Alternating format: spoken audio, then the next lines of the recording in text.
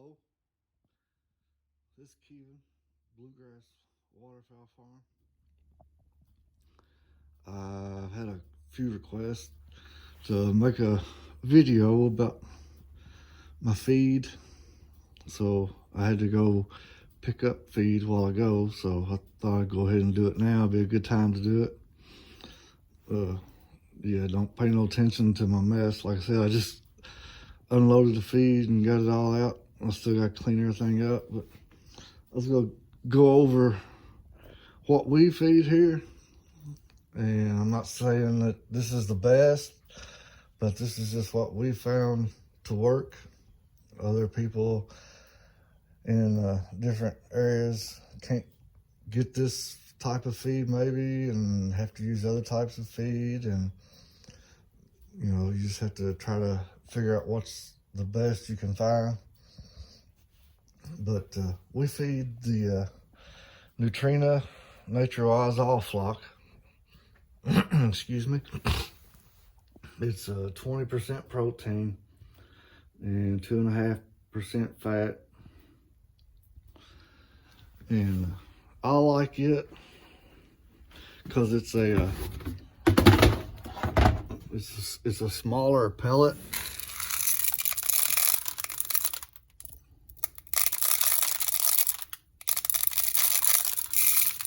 It's a smaller pellet compared to the Purina. I used to feed the Purina, and then I found this, and we've switched over to this. We've been feeding this for about a year now, and this is also a whole lot cleaner. The Purina always seemed to have a lot of dust in it, and this has very minimal dust. But we feed this to our breeders, our waterfowl, and of course the chickens, they'll eat some too. And but we don't feed 20% to nothing else except for grown ducks and geese, swans, because it's anything over 16% will cause a young bird to their blood will build up in their feathers a lot faster. I'm not up on all the proper terminology, but when they start growing their wing feathers, especially if you're feeding over 16%, usually blood will build up in their feathers faster, and it can cause them to get flip wing or angel wing, as some people call it. So it's best to try to keep them around 16% until their feathers all grow in, and then we'll switch them over to the 20%. And also feed Producer's Pride. I get all my feed at TSC except for my Missouri. I have to order it through my local feed mill. I don't have none on hand. I got a couple bags on order.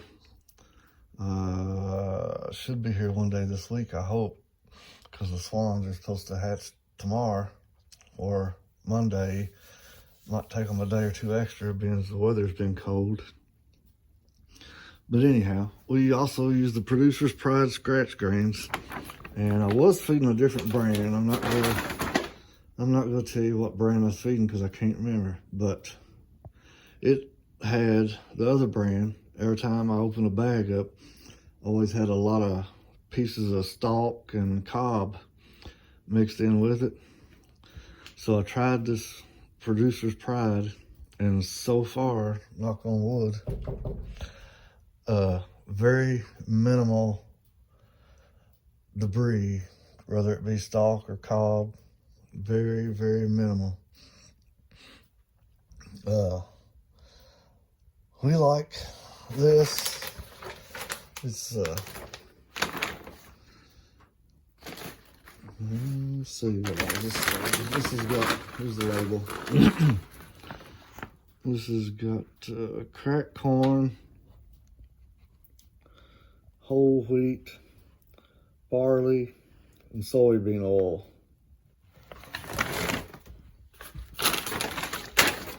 So I usually get a bag or two of this.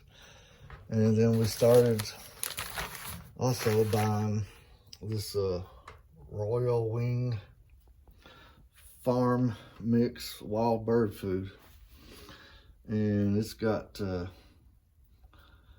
milo, corn, millet, and sunflower seeds in it. And what we do is we mix it with our scratch. I mix it all up in here. It's got some nuts in it too. Different kind of nuts, bird seeds, all that.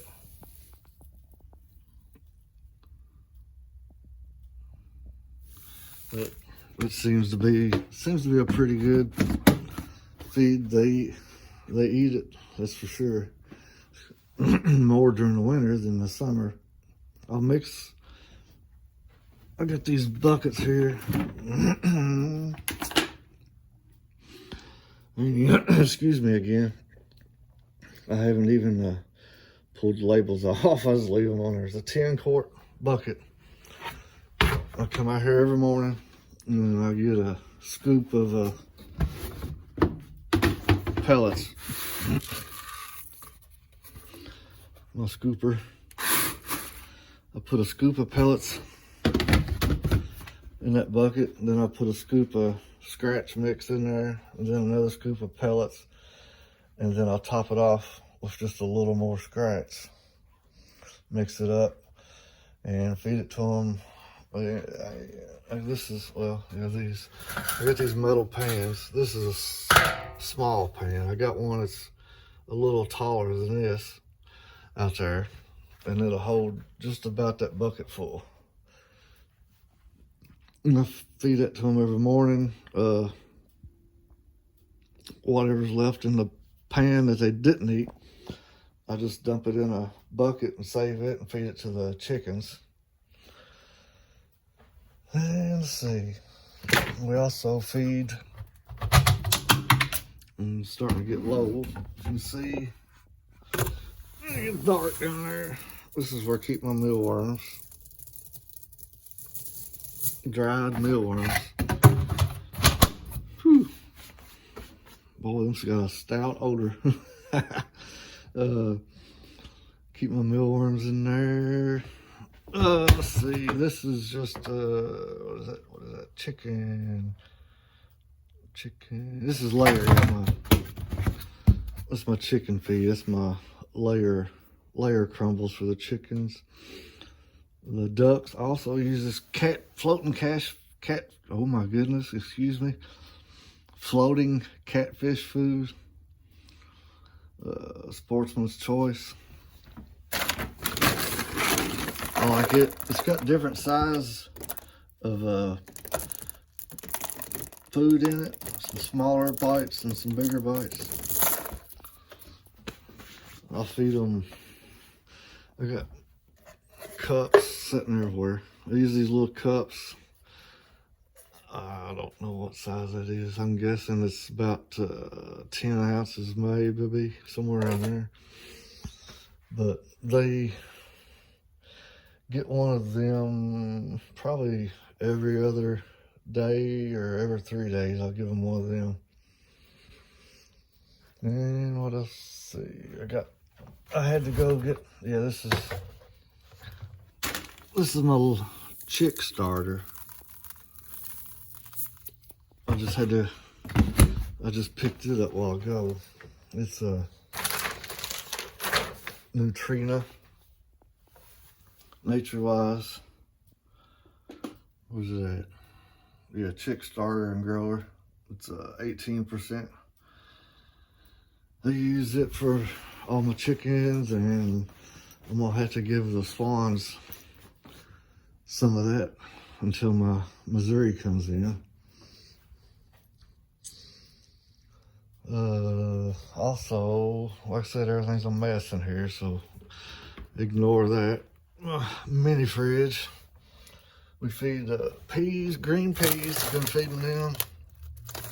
I buy the little frozen bags at Walmart and keep them in here. Lettuce, try to keep this stocked up.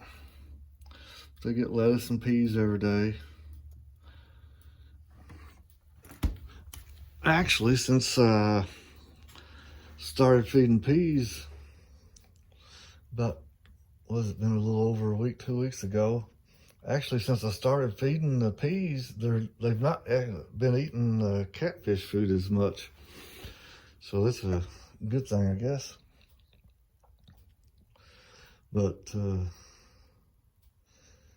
that's kind of everything I feed right now. I know, let's see, how's it go? Here, starting here pretty soon. We got a maiden goose started laying, so I noticed got a pair of silver teal the last couple days. I found them going in and out of different boxes, so I'm expecting her to start laying any day. But anyway, whenever we have young waterfowl hatch off, we start them out on the Missouri waterfowl starter. And like I said, I ain't got a bag to show you, but you can look it up. I have to special order it, but it comes in on the truck at my local feed mill, so they don't charge me no shipping or nothing. That's a good thing.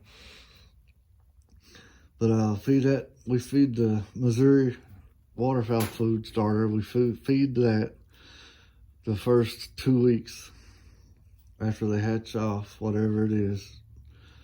And after 2 weeks, I'll mix some 16%.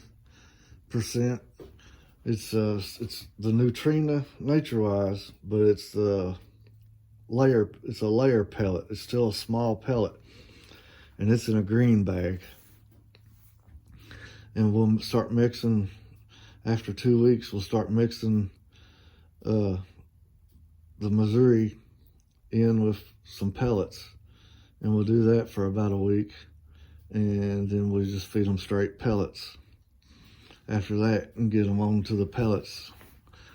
And I don't feed them no scratch or nothing until they're feathered out, and we move them from the brooders and little grow out pens we got down to the holding pens. Once we get them down in the holding pens, they're pretty much big enough that they can fly most of the time or close to it. So we'll go ahead and start adding a little scratch mix to their food in. And by that time, everything is, all depends. Usually everything is still on 16%.